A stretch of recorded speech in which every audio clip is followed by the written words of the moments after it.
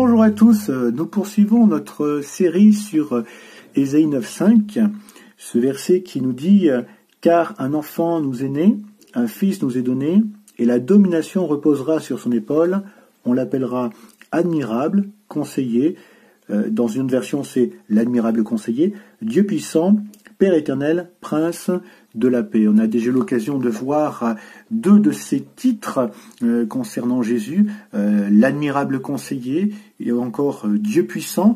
Et les buts des messages que nous avons vus précédemment, et on va rester dans la même dynamique, c'est faire de Jésus pour nous ce qu'il est. Jésus est l'admirable conseiller, Jésus est le Dieu puissant, Jésus est le Père éternel, il est le prince de la paix.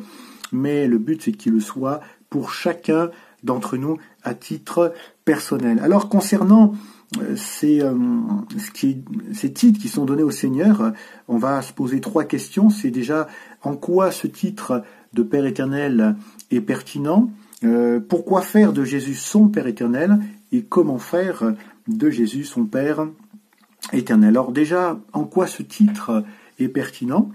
C'est vrai que cela peut nous surprendre parce que Père éternel, cela semble plutôt correspondre à Dieu, Dieu le Père, Jésus le Fils, et le Saint-Esprit dans la Trinité.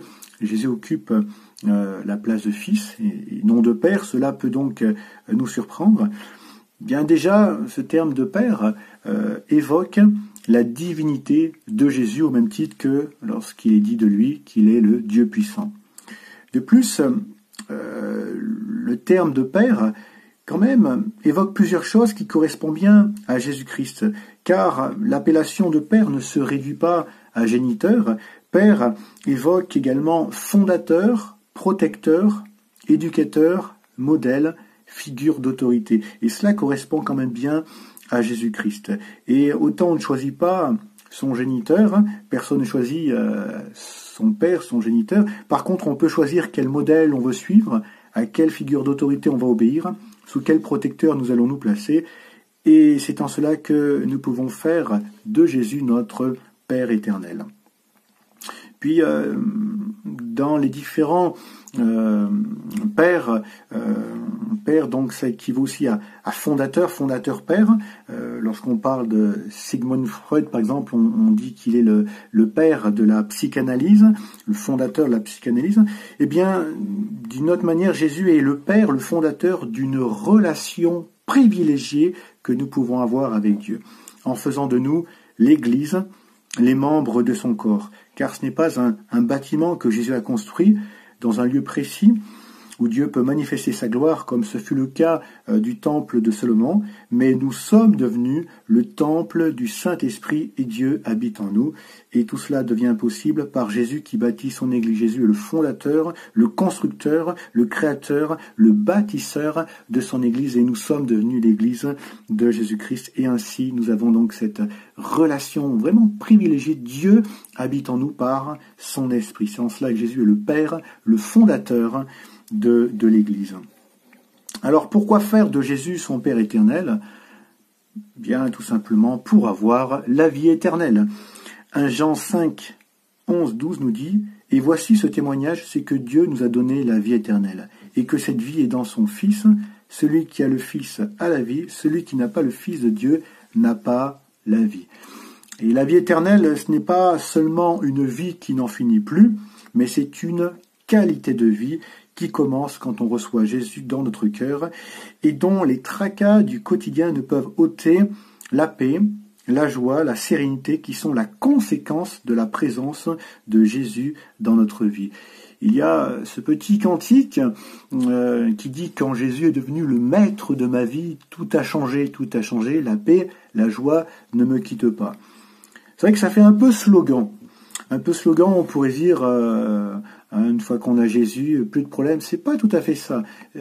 Si Jésus devient le maître et qu'il demeure le maître de ma vie, qui reste aux commandes de ma vie, que j'ai vraiment tout remis ma vie, eh bien malgré les tracas du quotidien, il y a quand même sa présence qui m'assure une paix et une joie. Et l'important, c'est que nous ne reprenions pas les rênes de notre vie, que ce ne soit pas les peurs qui prennent les rênes de notre vie, ou notre ego, ou que sais-je, mais que Jésus reste vraiment aux commandes, qu'il soit le maître de notre vie. Donc une vie qui n'en finit plus, mais surtout une vie avec une qualité de vie. Ça vaut la peine de faire de Jésus le maître de notre vie et faire de lui notre Père éternel. Troisième pensée, comment faire de Jésus son Père éternel? Eh bien, ça tient en un mot, et ce mot c'est cohérence. C'est-à-dire qu'il est cohérence entre ce que je dis, ce que je fais et ce qu'on désire, ce que je désire.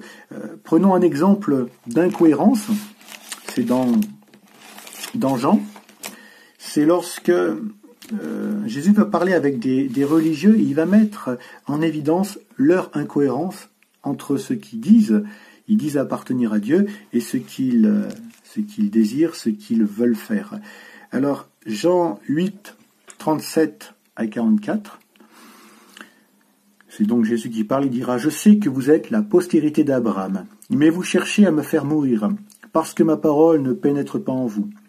Je dis ce que j'ai vu chez mon Père, et vous faites ce que vous avez entendu de la part de votre Père. » Ils lui répondirent « Notre Père, c'est Abraham. » Jésus leur dit « Si vous étiez enfant d'Abraham, vous feriez les œuvres d'Abraham. Mais maintenant vous cherchez à me faire mourir, moi qui vous ai dit la vérité, que j'ai entendue de Dieu. Cela Abraham ne l'a point fait.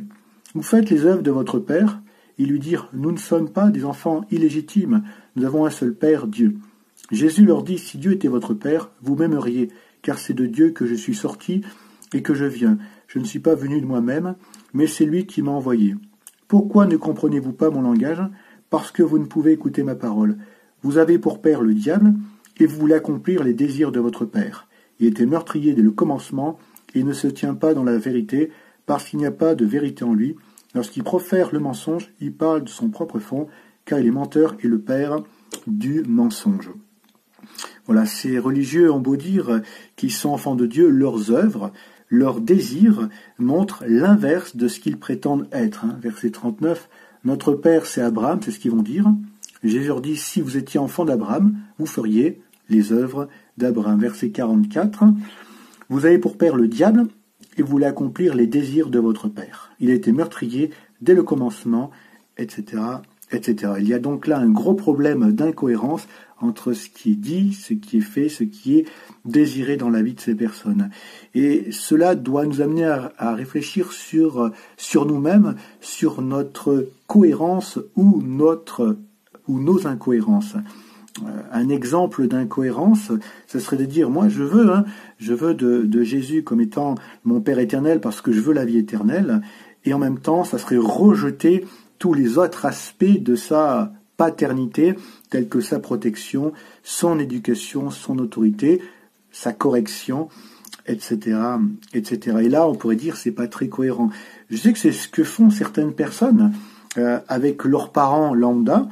Ils ont des parents, ils se souviennent qu'ils ont des parents lorsqu'il y est question de l'héritage, où il y a la perspective de l'héritage, mais le reste du temps, ils sont un petit peu en mode orphelin.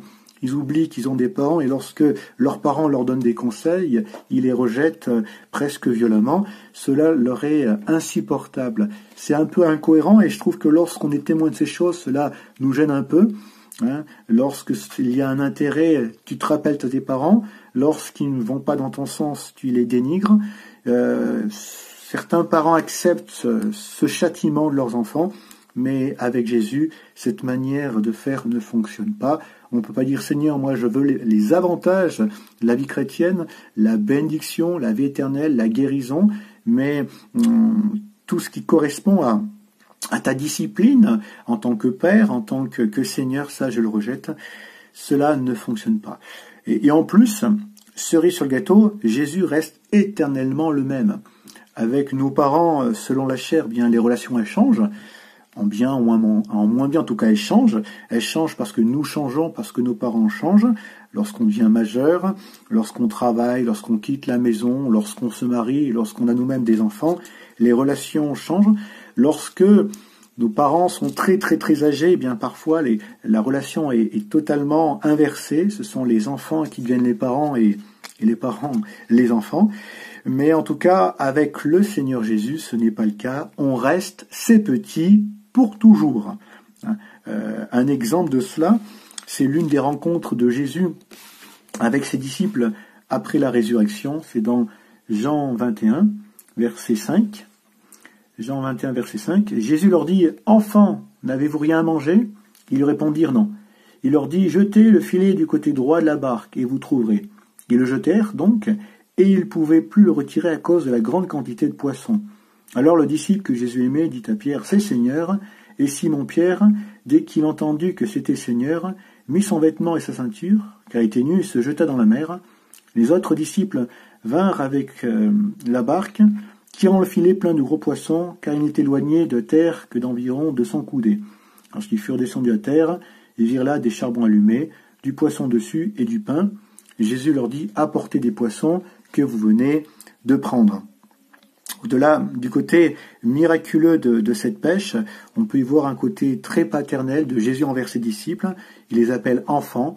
Enfants, n'avez-vous rien à manger? Et puis, alors que les disciples viennent avec la pêche miraculeuse, il y a déjà le barbecue qui est prêt pour recevoir le poisson. Il y a déjà de quoi manger un petit peu. Donc, Jésus reste un père pour chacun d'entre nous. Et puis une dernière pensée pour conclure. Ne pas vouloir faire de Jésus son Père éternel implique que quelque chose d'autre ou quelqu'un d'autre prendra ce rôle. On peut avoir l'illusion d'être indépendant à tous égards. Besoin de personne, j'ai pas besoin de père, et certains même vont jusqu'à dire je me suis fait tout seul. Ce que, quand on y réfléchit, est génétiquement impossible. Personne ne peut se faire tout seul. Personne ne peut exister par lui-même si ce n'est Dieu. Et avoir l'orgueil de dire « je me suis fait tout seul, j'ai besoin de personne », c'est quand même très orgueilleux, c'est « je me mets au même niveau que Dieu quand même », ce qui n'est pas le cas. On peut avoir l'illusion qu'on n'a pas besoin de père, de repère, on a besoin de personne, on se fait tout seul, mais c'est faux et forcément quelqu'un ou quelque chose prendra ce rôle.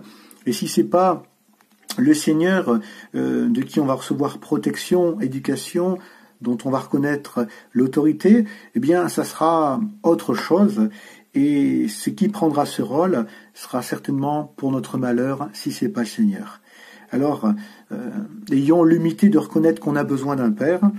Et tant qu'à faire, vu qu'on peut choisir, autant choisir le meilleur. Et le meilleur, c'est le Seigneur.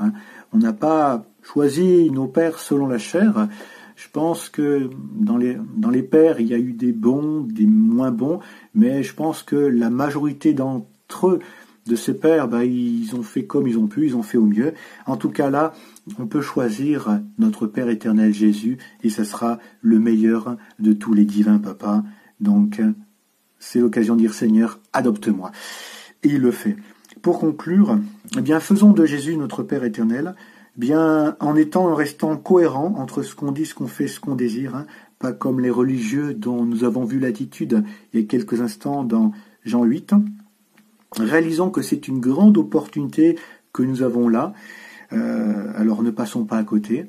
On n'a pas pu choisir nos pères selon la chair. Certains disent « Ah, si mon père avait été riche, ah, si mon père avait été avait eu plus de temps pour moi, si mon père avait eu ceci, cela, je serais différent, je ne serais pas comme j'en suis, mon éducation aurait été différente. » On n'a pas pu choisir nos pères selon la chair.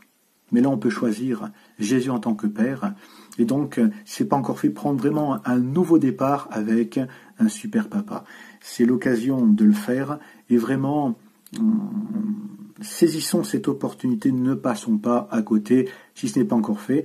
Et si on l'a déjà fait, depuis longtemps, on a fait ce choix, s'engager avec le Seigneur, eh bien, restons fidèlement attachés à lui, toujours à son écoute, toujours à être au bénéfice de sa protection, à écouter son éducation, à écouter ses corrections pour notre bien.